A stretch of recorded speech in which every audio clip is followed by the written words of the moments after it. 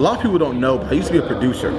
I used to go by the name of Juice 2020. So when I was a producer, I got an opportunity to meet a lot of artists. So people ask me, what have you produced? I did Lions and Liars with Show Rocka.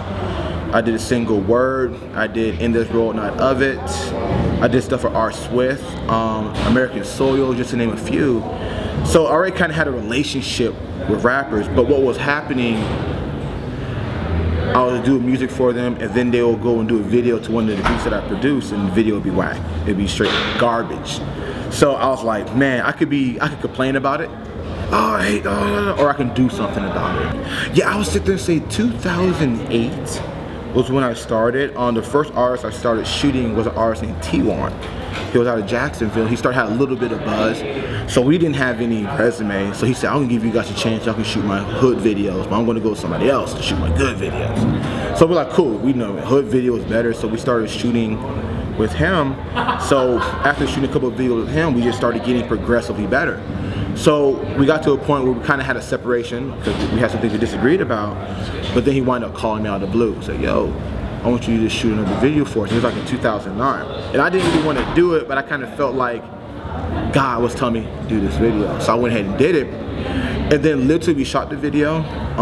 We got the Mark II, this Canon camera on Canon 5D Mark II, the first time we've used it before. We got the camera 30 minutes before a shoot. So we never used it before, so we're on our iPhone 1s trying to find, you know what I mean, the manual on how to use this camera. So we went through it, we shot the video, and then literally 3 or 4 months later, I get a phone call saying the video is going to be on 106 & Park. And then I went from being a nobody to virtually just being on national broadcast television on 106 & Park. So that was amazing, to say the least. Yeah, I started pitting my name because what happened with Space Cherry Films, I started getting hit up a lot by secular people. And I got tired of hearing that, oh, we know you're a Christian. I'm a filmmaker. I want to shoot things that I enjoy and that I love. You know what I mean? Every movie that I see is not explicitly a Christian movie about Jesus. You know, and I want to be able to express my art. And that's very important because I feel like through my art, you should be able to see God in some shape or form, because I am a man of God and I want people to see Him. So I really want to be, but I want to be able to do it more abstract. And I felt like Space Cherry Films label, it would kind of limit me. Oh, this is a Christian only thing. And I'm open. I'm not going to do no, you know what I mean, no raunchy videos. But if I had a Kendrick Lamar came to me, he wanted to do a song with godly images, I would love to be able to do that. And I don't want him to think, oh, he's a Christian person and I curse my music so I can't go to him. So I wanted to kind of open that door by just branding me, you know what I mean? And the good thing about it is now that I'm being branded as a Will Thomas, now I'm getting those opportunities. Now secular labels, you know what I mean? I'm not gonna mention any names, but labels are now coming to me with opportunities to do big budget videos, but for people who are not explicitly, you know what I mean, Christian hip hop. Okay, I think the biggest issue I have a lot of times with Christian hip hop music videos, I think is the biggest issue. They don't understand the culture. They don't understand hip hop. They don't understand where these artists are coming from.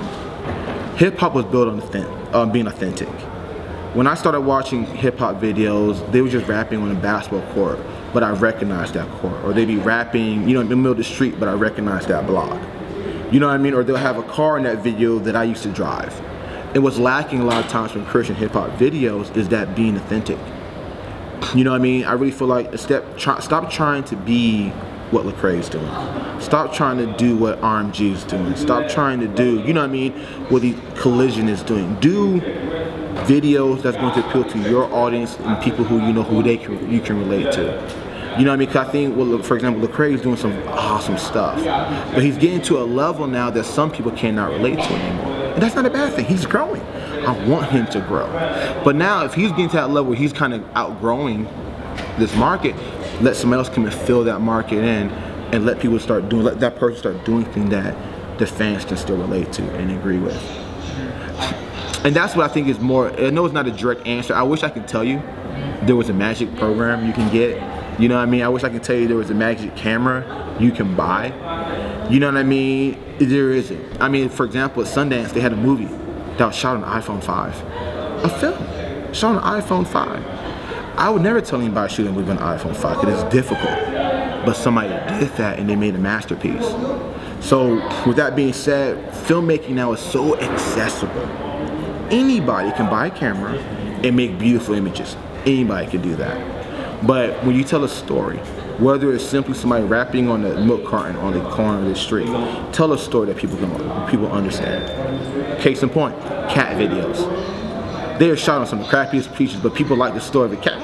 And they love that, so could they relate to it? They connected to that. And that's what we have to think about when we're doing music videos.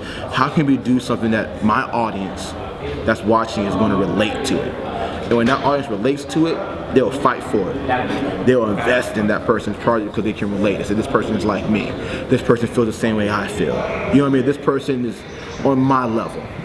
You know what I'm saying? And that's kind of what I feel what aspiring filmmakers should do, is try to find a story and try to find a way to craft it to relate to the fan of that artist. Derek Miner's Who You Know. That was a very strategic video that we did. I purposely did bad lighting on that video. I purposely used 2 locations. The reason why I wanted to be a hood video. I just wanted to be a grimy hood video because I went through and watched every video that Derek did when he was signed to Reece. And then I watched all his videos that he did prior to being signed to Reece. And before he got signed to Reece, he had this gritty, grimy, dirty, you know what I mean, feel to his videos. And when I saw him on Reece, he kind of got cleaned up. And there's nothing wrong with the look that they did. I thought it was dope for that period. But when I started hearing the music he was doing on Empire, I got a privilege to hear the whole album, kind of get a feel for the whole project. I like, he's kind of going back a little bit to that dirty, grimy Derek Miner pro, you know what I mean, music. So I said, let's do something that's going to kind of be like an homage, you know, homage to where he came from. So I said, I kind of want to take it back, and I wanted to make it something that he could not, or not say could not, but he did not do on Reece. Because the thing people forget, there's a lot of new fans who did not even know some people only knew him signed for Reece. They did not know there was a pro prior to that. They know him as Derek Miner. So I wanted to give the new fans, with the old fans, and the current fans, a throwback. So when we did Who You Know, I just wanted to do something super grimy and something that not just appeal to Christians, but also appeal to people in the world. And one of the things, what happened was when they submitted the video, Hip Hop DX, we were not expecting it to be on the front page. You know what I mean? But because they identified, oh, this is what we want to see. This is that current look. They put it up there, and then they started getting a lot of buzz because of that video. And you know what I mean? And I really love that video because that was something that we took a chance on. You know what I mean? I appreciate Doc Watson, the press of RMG, to allow me to take a chance and do that, and it paid off. It really paid off. And that's probably one of the videos I can sit there and say I'm most proud of. I did everything wrong, but it turned out to be everything that was right about it. All right, so let me tell you, a lot of people don't know, we shot Who You Know and Party People in the same day. All right, so what happened was we came with this great idea to save a little bit of money to get everybody there. So we supposed to have started shooting Party People around 5 p.m. But Derek comes into town and he didn't, I forgot, or something happened where I didn't realize he had a show. So this guy goes and does a show, doesn't even get to the place until like 12 in the morning. So we had people waiting there since like 9. We told everybody to go away and come back around 9. So people have been waiting there since 9. So we didn't start shooting until 12 a.m. So we literally shoot from 12 a.m. to like 6 in the morning. Okay, shooting Party People, which was extremely difficult. Because when you're tired, there's not a lot of sugar around, so everybody's exhausted. Get about 3 hours sleep, and then we head into the studio and we shoot Who You Know. So you gotta understand, when we were shooting that video, everybody was dead tired. And when I do my videos, I'm not doing 1 or 2 takes. We're doing 20 to 30 different takes. You know what I mean? And then I'm going to take it, when I edit it, get the cream of the crop. So when you're looking at Derek, he was tired. Dude about passed out. If you get a chance to watch the video again, you're going to see Candy's kind of lean up against the pole like this, because dude is dead tired. He did not want to do anything. B. Cooper was tired. He was so you look at everybody was just extremely exhausted. But that's what I love about the video was we put so much, it was so difficult to get it done.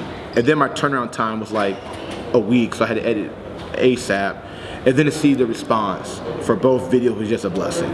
And that's one of the reasons why that's probably one of my favorite videos.